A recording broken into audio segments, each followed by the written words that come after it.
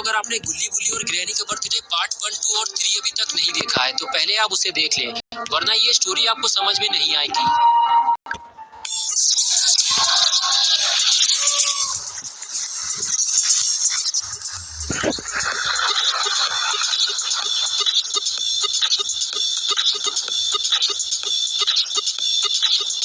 पिछली वीडियो में आपने देखा था कि जब घर के सारे लोग पार्टी में मस्त थे, इसी मौके का फायदा उठाते हुए बुल्ली गुल्ली और शॉन को ढूंढने ग्रैनी के घर के अंदर चला आया। लेकिन बुल्ली को ये काम जल्दी करना होगा, वरना पार्टी खत्म होते ही सारे लोग नीचे आ जाएंगे। बुल्ली रॉड को ढूंढता हुआ ऊपर पहुंच गया। ऊपर पहुंचते ही बुल्ली ने देखा कि रॉड उसके सामने खड़ा हुआ है। ये देखकर बुल्ली अपना हाथ हिलाने लगा और कुछ देर बाद रॉड ने बुल्ली को देख लिया और तभी बुल्ली रॉड को अपने पास बुलाने लगा। लेकिन रॉड खूनी पिग से बात कर रहा होता है और वो उसे छोड़कर बुल्ली के पास जाने लगता है। लेकिन खूनी पिग ये सब देख रहा होता है। रॉड बुल्ली के पास जाकर कहता है, बुल्ली तुम यहाँ क्या कर रहे हो? अभी थोड़ी देर पहले गुल्ली और शॉन पकड़े गए हैं और खूनी पिग मेरी ही तरफ देख रहा है। बुल्ली कहता है, गुल्ली और शॉन पकड़े गए लेकिन तुमने उन्हें बचाया क्यों नहीं? तभी रॉड कहता है, बुल्ली नीचे चलो, हम यहाँ बात नहीं कर सकते वरना खूनी पिग को शक हो जाएगा। ये कहकर दोनों नीचे जाने लगे। लेकिन खूनी पिग अलर्ट हो जाता है, उसे शक हो जाता है रॉड छुपकर किसी से बातें कर रहा है। वो फौरन रूम के बाहर जाकर देखता है। जिस बात का डर था आखिर वही होता है। खूनी पिग रॉड के साथ बुल्ली को देख लेता है और समझ जाता है कि रॉड बुल्ली के साथ मिला हुआ है और फिर वो ये सारी बातें अंदर जाकर सबको बता देता है। और अब आगे की स्टोरी देखते हैं। खूनी पिग की बात सुनकर किसी को भी उसकी बातों पर भरोसा नहीं होता। ग्रैंडपा कहते हैं, रॉड जब पैदा भी नहीं हुआ था तब से मैं उसे जानता हूँ, वो हमारे साथ धोखा नहीं कर सकता। लेकिन खूनी पिग अपनी बात पे अड़ा रहता है कि उसने बुल्ली और रॉड को साथ में देखा है। ग्रैंडपा कहते हैं, ठीक है अभी पता चल जाएगा। जेसन तुम नीचे जाकर देखो रॉड के साथ कौन है जो हमारे घर के अंदर आया था। अगर ऐसा है तो रॉड को इसकी सजा दी जाएगी। तुम जाकर रॉड को पकड़ कर लाओ। ग्रैंडपा की बात मानते हुए जेसन रॉड को ढूंढने निकल जाता है। जेसन जब घर से बाहर आता है तो उसे रॉड कहीं दिखाई नहीं देता। वो चारों तरफ रॉड को ढूंढता है। तभी उसे प्लेट में केक रखा हुआ दिखाई देता है। जेसन समझ जाता है ये रॉड का ही केक है। जब केक यहाँ है तो रॉड भी आसपास ही होगा। तभी जेसन को घर के पीछे कोने में रॉड खड़ा हुआ दिखाई देता है। लेकिन जेसन सोचता है कि रॉड वहाँ क्या कर रहा है और इधर बुल्ली रॉड को ये बता रहा होता है कि शॉन केक में गिर गया था और तुम उसे उठाकर यहाँ ले आए और गुल्ली उसे बचाने गया था लेकिन वो पकड़ा गया। और रॉड ये सारी बातें सुन रहा होता है। तभी रॉड को किसी के आने की आवाज लगती है और रॉड फौरन पलट कर देखता है तो सामने उसे जेसन आता हुआ दिखाई देता है। रॉड उसे देखकर घबरा जाता है और उसे हाथ दिखाकर वहीं रुकने के लिए कहता है और दूसरी तरफ वो बुल्ली को हाथ हिलाकर वहां से जाने के लिए कहता है। बुल्ली रॉड से कहता है, क्या हुआ रॉड, कोई है क्या वहाँ पे? रॉड जब जवाब नहीं देता तो बुल्ली समझ जाता है वहाँ पे कोई है और वो वहाँ से भागने लगता है और भागते हुए सीधे गाड़ी की तरफ जाता है और उसे बंद कर देता है ताकि अंधेरा हो जाए और फिर वो वहीं छुप जाता है। और इधर रॉड जेसन के सामने एक्टिंग करता है कि उसे बहुत जोर से लगी थी और वो यहाँ अपनी टंकी खाली करने आया था। लेकिन तुम यहाँ क्या कर रहे हो जेसन? जेसन बोला, हमें खबर मिली है कि तुम गुल्ली बुल्ली के साथ मिलकर ग्रैनी और ग्रैंडपा को धोखा देने की कोशिश कर रहे हो। जेसन और रॉड की बात अभी पूरी भी नहीं हुई थी कि तभी वहाँ खूनी पिग ने आकर माहौल खराब कर दिया। खूनी पिग जेसन की तरफ देखते हुए बोला, जेसन ग्रैंडपा ने तुम्हें यहाँ टाइम पास करने के लिए भेजा था या रॉड को पकड़ने के लिए भेजा था? जल्दी अपना काम पूरा करो वरना नौकरी से निकाल दिए जाओगे और मारे मारे फिरोगे। नौकरी वाली बात सुनकर जेसन भड़क गया और बोला, सुअर कहीं के तुम मुझे बताओगे मुझे क्या करना है और क्या नहीं? जितनी जल्दी हो सके यहाँ से दुम दबाकर निकल ले वरना ये तेरी दूसरी आग भी ज्यादा देर तक सलामत नहीं रहेगी।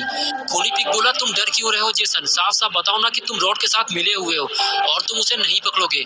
मैं जाकर ग्रैनी और ग्रैंडपा को ये बात बता देता हूँ। ये कहकर खूनी पिग चुगली करने चला गया।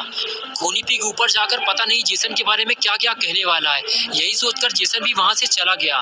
दोनों के जाने के बाद रॉड को कुछ राहत मिली, अब वो आगे का काम कर सकता है। जेसन के जाने के बाद रॉड सीधे बुल्ली के पास जाकर उसे बुलाता है और कुछ देर बाद बुल्ली अंधेरे से बाहर निकलकर रॉड की तरफ आता है और पूछता है, क्या हुआ रॉड, जेसन यहाँ क्यों आया था? रॉड बुल्ली से बताता है कि सबको तुम्हारे बारे में पता चल गया है। खूनी पिग ने हम दोनों को साथ में देख लिया है। बुल्ली कहता है, अब क्या होगा? हम लोग बुल्ली और शॉन को कैसे बचाएंगे? रॉड बोला, अभी हमारे पास टाइम है बुल्ली, हम लोग घर के अंदर जा सकते हैं क्योंकि जेसन और पिग दोनों लड़ाई झगड़े में फंसे हुए होंगे। जल्दी आओ मेरे साथ। और फिर दोनों वहाँ से चले गए। बुल्ली और रॉड दोनों घर की तरफ जा रहे थे कि तभी अचानक से रॉड ने बुल्ली को रोक दिया और बोला, बुल्ली तुम अभी यहीं रुको, मैं अंदर जाकर देखता हूँ, अगर सब कुछ ठीक रहा तो मैं तुम्हें बुला लूंगा। ये कहकर रॉड वहाँ से चला गया और बुल्ली पेड़ के पीछे छुप गया।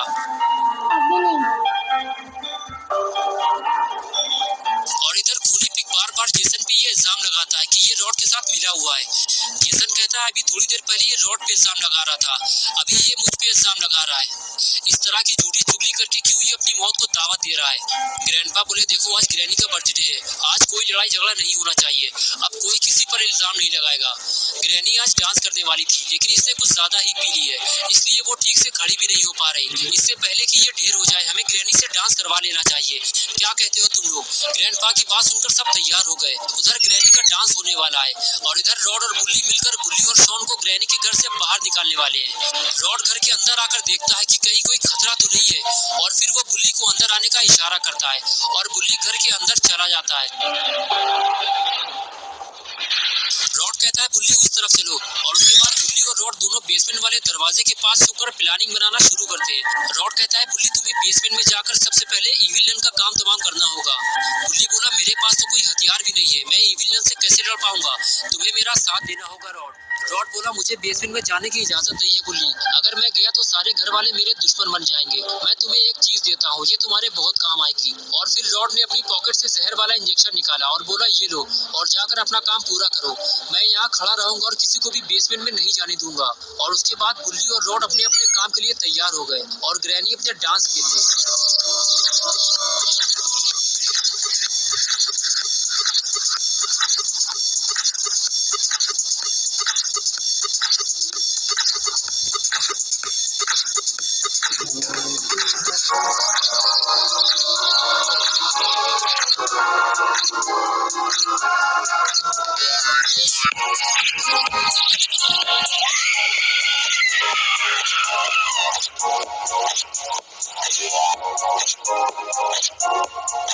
ग्रैनी जैसे ही नीचे टपकी रॉड फौरन ग्रैनी की तरफ भागा और ग्रैनी को उठाने की कोशिश करने लगा, लेकिन लगता है ग्रैनी अब हम सबको छोड़कर जा चुकी है और शायद रॉड भी ये बात समझ चुका है, इसलिए वो फौरन ऊपर की तरफ भागता है। दोस्तों क्या होगा बुल्ली और ग्रैनी का, क्या ग्रैनी अब मर चुकी है या